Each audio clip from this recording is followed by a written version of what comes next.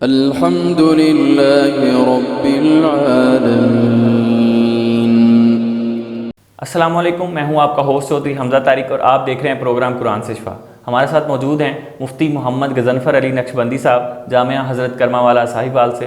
ہم آج ان سے پوچھیں گے کہ میاں بیوی کے جو جھگڑے ہیں اس کی وجوہات کیا ہیں اور اس کا حل کیا ہے۔ السلام علیکم مفتی صاحب۔ وعلیکم السلام ورحمۃ اللہ وبرکاتہ۔ میاں بیوی ایک مقدس رشتہ ہے جو بہت ہی قریب بھی ہے اور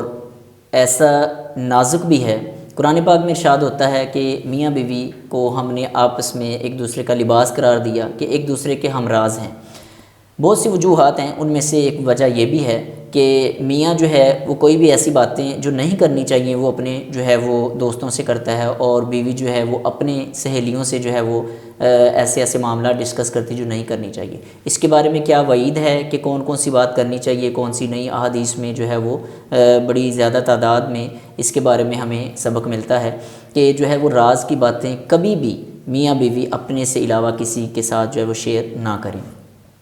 اور چونکہ دوسری وجہ ایک یہ بھی ہے کہ کوئی بھی بات ہے تو اسے اگنور کریں، چھوٹی چھوٹی بات پر لڑائی جھگڑا نہ کریں۔ اب یہ کیسے ہوگا؟ ہر بندہ چاہتا ہے میں حق پر ہوں، میاں کہتا ہے میں حق پر ہوں، بیوی کہتی میں حق پر ہوں۔ جو ہمیں شریعت اسلامیہ تعلیم دیتی ہے وہ یہ ہے کہ اگر ایک وقت میں ایک کو، یعنی اگر بیوی کو غصہ ہے تو مرد کو چاہیے کہ اس وقت خاموشی اختیار کرے، اس کی بات سنیں۔ بہت سی بیویوں کو یہ بھی شکایت ہوتی ہے کہ ہمارے میاں ہماری بات نہیں سنتے، باہر سے آتے ہیں تھکے، آ کر جو ہے وہ اپنی باتیں سناتے ہیں اور اس کے بعد ہمیں ڈانٹ ڈپٹ کرتے ہیں اور اس کے بعد سو جاتے ہیں یا اپنا جو بھی معاملہ کرنا ہے کرتے ہیں۔ دیکھیں، اسلام نے بیوی کے بھی حقوق بتائے ہیں اور شوہر کے بھی حقوق بتائے ہیں۔ یہ علیحدہ بات ہے کہ مرد کو اس کے شعور اور قابلیت کی بنا پر اسے حق زیادہ دیا ہے کہ وہ اس معاملے کو ہینڈل کرے گا، کیونکہ عورت فطرتاً نازک مزاج ہے، تو اس لیے مرد کو اختیار دیا۔ اب جو مرد عورت کو پاؤں کی جوتی سمجھتے ہیں یا انہیں یہ سمجھتے ہیں کہ جو ہے یہ کسی کام کی نہیں ہے، اور پھر جب اس طرح کی باتیں آگے نکلتی ہیں تو اسی وجہ سے جو ہے وہ لڑائی جھگڑے بڑھتے ہیں۔ اب آپ یہ دیکھیں کہ اگر مرد باہر سارا دن کام کرتا ہے تو عورت جو ہے وہ گھر کے کام بھی تو کرتی ہے۔ اب دیکھا جائے تو دونوں ہی سارا دن کام کر رہے ہیں، لیکن مرد یہ سمجھتا ہے بھائی تو گھر چاہیے سی،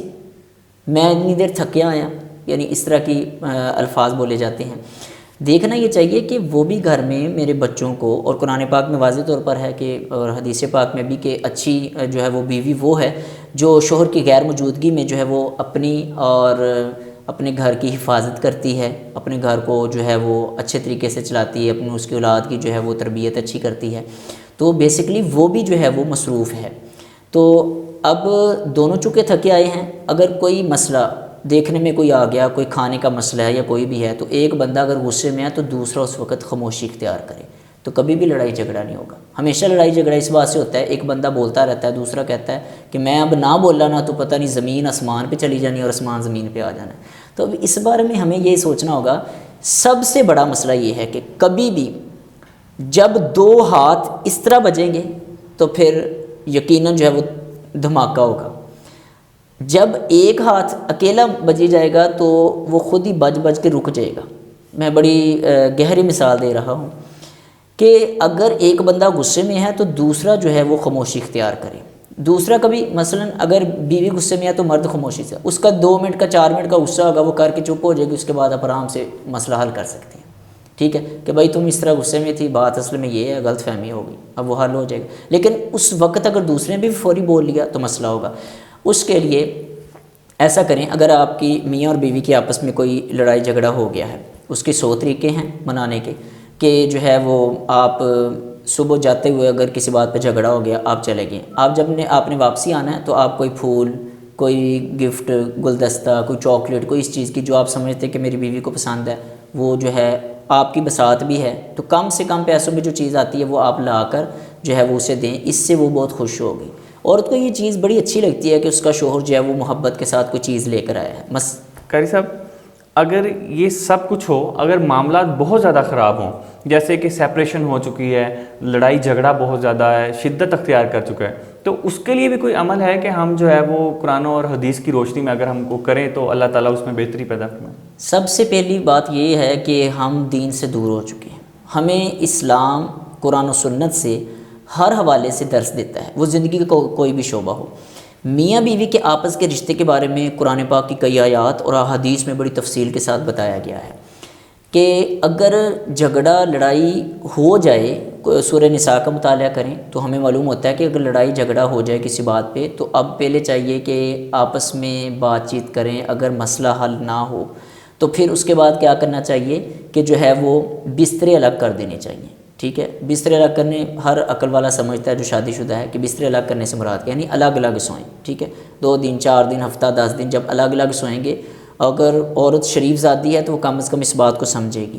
اور دوسری بات یہ ہے قرآن پاک پھر اگلے تیسرے سٹیپ پہ بتاتا ہے کہ اگر پھر بھی مسئلہ حل نہ ہو، دونوں میاں بیوی کے دونوں جو بڑے ہیں ان کے پیرنٹس ہیں دونوں طرف سے، وہ بیٹھ کر جو ہے وہ بات چیت کریں، مسئلہ پھر بھی حل نہ ہو، قرآن پاک میں پھر اگلا سٹیپ بتایا جاتا ہے۔ قرآن پاک کی آیت کا باقاعدہ ترجمہ ہے اس کے بارے میں، تو پھر بتایا جاتا ہے اگلا سٹیپ کہ جو ہے پھر جب دونوں خاندان کے بڑے مل کر کوئی بات کرتے ہیں، فیصلہ کرتے ہیں، پھر بھی نبھا نہ ہو سکے تو پھر بتایا گیا کہ 1 طلاق دو، ٹھیک ہے۔ 1 طلاق دینے کے بعد اب پھر جو ہے وہ وقت ملے گا، 1 مہینہ ملے گا، تو کم از کم آپس میں کچھ سوچیں گے، اور اس کے بعد جو ہے وہ اگلا مرحلہ اگر پھر بھی مسئلہ صلح نہ ہو سکے تو پھر کیا ہوتا ہے کہ پھر جو ہے وہ دوسری طلاق دی جاتی ہے جو قرآن پاک میں بتایا گیا ہے۔ پھر اس کے بعد جو ہے وہ پھر بھی مسئلہ حل نہ ہو تو پھر تیسری طلاق دی جاتی ہے۔ اسلام نے کتنے سٹیپ بتائے ہیں۔ آج ہمارے گھر میں کوئی مسئلہ ہے، کوئی نمک مرچ زیادہ ہو گیا تو وہ غصے میں آئے اور تینوں طلاق ایک ہی وقت میں، جب 3 طلاقیں ہو جاتی ہیں نا تو پھر وہ عورت اس پر حرام ہو جاتی ہے، ٹھیک ہے۔ تو اب آپ نے بتایا کہ مسئلہ اگر یہاں تک پہنچ جائے ہو کہ بہت ہی جو ہے وہ ایک دوسرے سے ناراضگیاں ہیں، تو اس حوالے سے جو ہے وہ کیسے بہتری آئے گی کہ بندہ اللہ رب العزت سے مانگے، جو بھی کوئی مسئلہ ہو جائے نا تو اللہ رب العزت کی بارگاہ میں جب بندہ خلوص دل کے ساتھ خاص طور پر تہجد کے وقت اٹھ کر اللہ کی بارگاہ میں عرض کرتا ہے نا، مولا میری سمجھ سے یہ باتیں بالا تر ہیں تو تو اپنا کرم فرما، یہ مسئلے حل فرما دے۔ بیوی اپنی جگہ پر کرے، جو ہے میاں اپنی جگہ پر کرے۔ اب دیکھیں جو پچھلی بات میں نے آپ کو کی کہ جب ایک بندہ غصے میں اور دوسرا خاموشی اختیار کرتا ہے، یا اگر کوئی ناراضگی ہو گئی ہے تو پھر اس کے لیے کوئی گفٹ لیا ہے یا اس طرح کی بات ہے،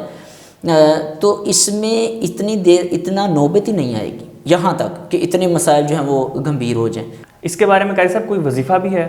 جی اس کے بارے میں وظیفہ ہے، اگر لڑائی جھگڑا ہو یا نہ ہو، وظیفہ ایک ذہن میں رکھیں، جتنے بھی شادی شدہ حضرات ہیں سب شادی شدہ حضرات کے لیے بہترین وظیفہ ہے۔ اللہ تعالیٰ کا صفاتی نام ہے یا ودودو، اس کا مطلب ہے اے پیار کرنے والے۔ اس نیت سے بندہ پڑھتا ہے یا ودودو، وہ صرف میاں بیوی نہیں، آپ کے بہن بھائی ہیں، عزیز و اقارب ہیں،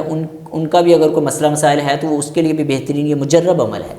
یا ودودو، میاں اور بیوی دونوں کو چاہیے وہ پڑھتے رہا کریں، اکثر پڑھتے رہیں، یا پھر روزانہ کی روٹین بنا لیں، 100 مرتبہ پڑھنی ہے، یا ہر نماز کے بعد 11 مرتبہ، 21 مرتبہ، 41 مرتبہ، یہ ایک روٹین بنا لیں، لڑائی جھگڑا ہوگا ہی نہیں۔ اللہ تعالیٰ کا صفاتی نام اس میں بڑی برکت ہے۔ یا ودودو یا ودودو یا ودودو کا جو ہے وظیفہ اول آخر دروشی پڑھ کے یہ پڑھنا چاہیے، یہ بہترین عمل ہے۔ وظائف تو اور بھی بہت ہیں لیکن یہ سب سے بہتر عمل ہے، انشاءاللہ اس سے جو ہے وہ مسئلے حل ہو سکتے ہیں۔ بہت شکریہ مفتی صاحب۔ جی ناظرین، آپ نے دیکھا کہ یہ ہمارا مسئلہ جو آج ہم نے مفتی صاحب سے ڈسکس کیا۔ نیکسٹ کویسچن میں نیکسٹ ویڈیو کے ساتھ آپ کے ساتھ ملاقات ہوگی، تب تک کے لیے اللہ حافظ۔ الحمد للہ رب العالمین۔